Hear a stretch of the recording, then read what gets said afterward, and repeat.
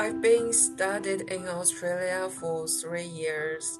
The biggest problem for me is language. Although I began to learn English when I was about 6 years old, and the English lessons were compulsory in Chinese primary school, I still feel that I can't use English well. So the biggest challenge I've ever met is the language during studies. Like when I listen to the lectures and talk with my classmates, the language problem gets involved with this communication. I think my academic writing is very poor, comparing with my classmates, which comes from other countries or English is their first language. As an international student, I would say the language problem always exists. And this is my fifth year of studying at the University of Sydney. I still feel nervous when I give a presentation to the whole class. When I'm trying to do the revision for the final exam, I listen to the recording of my lectures, and there's a big problem of my lecture content that I couldn't understand.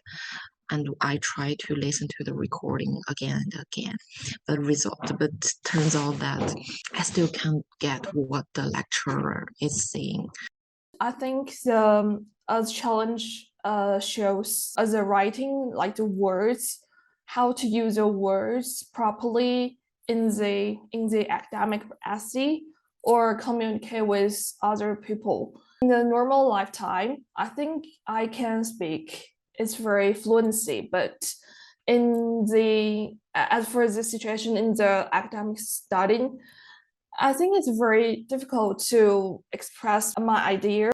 Yeah, I've spent a lot of time on memorizing vocabs and learning grammars, but it's still hard for me to write a high quality academic paper. I'm less confident for speaking English. When I'm communicating with others face to face, I would be very nervous. Sometimes I even need to repeat the sentences in my mind several times to avoid errors before I say. Large amounts of readings are required in my study. There are about physics and material science. The content is very abstract and difficult to understand. But there are still a lot of professional vocabulary and complex expressions, which is also a great challenge for me. When I hand in my essay and I received my grades, it's most of the time it's not very made me happy because grades is very low. When I was a freshman, I asked my tutor for some help, and they told me how to avoid the plagiarism. I usually read a lot of English literature and watch English TV shows like reality show. I find academic writing is the most difficult for my study, especially grammar and vocabulary. So I'm relying on e-dictionary and grammar checking tools a lot.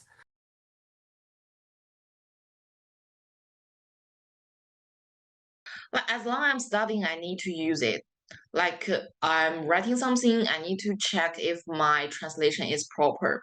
And if I'm reading something, I'm definitely using it because there will be like strange words or some professional words like I don't know. So yeah. And sometimes like the sentence is so complicated, so I can't get a good understanding about it. So I need to use a translation software to, understand it. For daily communication, I don't think language barriers still a problem for me because others can always understand what I'm saying and I understand others as well. Yeah, I think I sort of overcome this challenge. Like for now, I can basically understanding the lecture contents even with the live lecture. Like when I'm in lecture room, I can get a basic understanding of what the lecturer are saying. Also, like I can express my thoughts and my plans to my friends and my group members more, and they can understand me much better than before. I talk to people more frequently, especially with local friends, and also I watch more and more like English TV programs. Everyone makes mistakes when they talk, and that's fine. And it's only when they could accept the fact that it doesn't have to be perfect that oftentimes there's a greater courage, there's more bravery for a person to reach out and to interact with others. Language isn't a barrier to cross-cultural international communication if there isn't as much that fear. Both of them are very hardworking and warm-hearted. They're very nice to the peers. So I think I'm very glad to grouping both of them. I think they have their own strengths.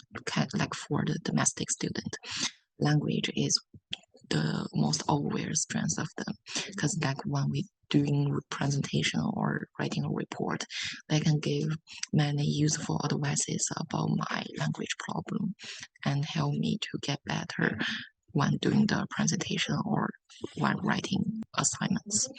And for Chinese students, I found some Chinese students are really hardworking, and also because I speak Chinese, so it will be much easier for us to communicate. I like grouping and making friends with domestic students because I want to get a deeper understanding of their culture, and I hope they can know more about my culture. I think exchange our ideas and knowledge will help us to improve ourselves and broaden my horizon. However, sometimes some of domestic students are not willing to group with me or other Chinese students, maybe because a language barrier usually makes our communication to be difficult. But the majority of domestic students are kind and friendly, and their kind words can reduce my pressure. Yeah, I found it's hard to get involved with local community because of language barrier, social, cultural, and ideological differences. So I was only grouping with Chinese students, and that made me feel less stressful. Once I got over the initial stage of familiarizing with the new environment, I felt motivated to reach beyond my own national network. So I started making friends with domestic students and students from other cultural backgrounds. I think the first thing is that because there's such a large number of Chinese international students, they could more or less rely on one another. And whilst that's a good thing in itself, it also causes issues of them understanding each other better through their native language instead of through English as a second language. And because of this, that they won't be able to practice English as much within the Australian, within the local context.